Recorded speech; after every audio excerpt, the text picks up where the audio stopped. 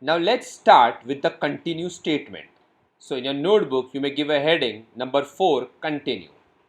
Please keep one thing in mind, that words like continue, break, all these are keywords and they must be in lowercase. Okay. So now, just like break statement, we have something similar, not same, similar, and that is called the continue statement. Now, continue statement is not so important, so we'll just do one example on it to understand the basic concept of continue. Now, once again, what you do is pause this video and just see that this program is similar to which one. Come on, do that. So, if you really pause the video, you will realize that this program is similar to the program called break 1. I repeat, break 1. The only difference over here is that instead of break, I wrote continue. Okay, rest all the concepts are same. So let's quickly go through those things which are same. So in the for loop, there are two statements, if and SOP, and under if there is only one statement called continue. Now what I will do is, I will tell you what the continue statement does, and then you write the output in your printed notes. Okay, so listen to me carefully. The continue statement is always given inside a loop. I repeat, the continue statement is always given inside a loop. That loop could be for, while or do while. When the continue statement executes, it will not terminate the loop, it will skip the remaining portion of the loop. So whatever is there in this loop after continue will be skipped, but the loop will continue with the next execution. The loop will not stop. Okay, so I taught you this much. Now you can pause the video again and you can write the output. So, did you write the output? What is it?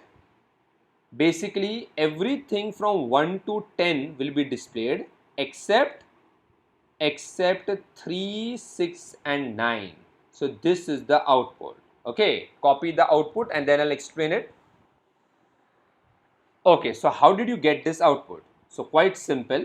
By now you know that I is going to take values from 1 to 10. Okay. You also know that when I modulus 3 equal to 0 will be true. So the first time this condition will be true is when I is equal to 3.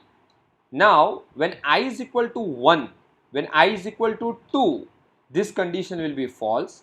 Continue will not execute and SOP will display 1 and then 2. When I is equal to 3, this condition will be true and continue will execute. Now what continue will do is, it will not terminate the loop. It will skip the remaining portion of the loop. So what is there in this loop after continue?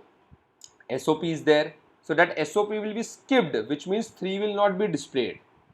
But the loop won't stop. From here, the loop goes back to I++ and continues with the remaining execution. So now I takes the value 4. What is 4 modulus 3? It is 1.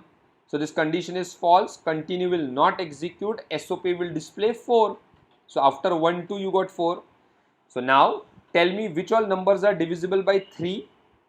It's 3, 6 and 9. So the next time I is 6, condition is true. Continue executes. SOP gets skipped and 6 is not displayed. And similarly even 9 is not displayed. So I hope you understood how continue executes. Now after this continue 1, there are two more programs, continue 2 and continue 3, which I am not going to explain because they are not very important. But I will give you a kind of self-study over here. I will give you a kind of self-exercise over here.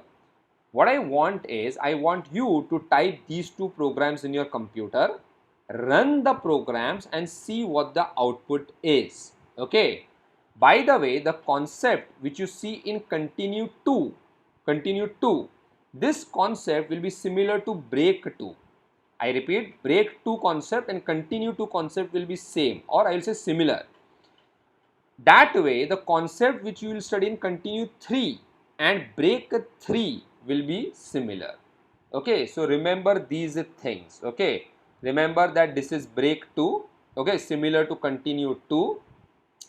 This is break 3. This is break 3 similar to continue 3. Okay, so execute them in your computers. See what the output is. By the way, what you should be getting is the output which I am going to display on the next line.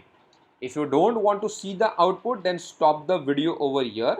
And if you want to see the output, then it is this one. This one. Okay. So that completes the chapter of control statements. Thank you very much.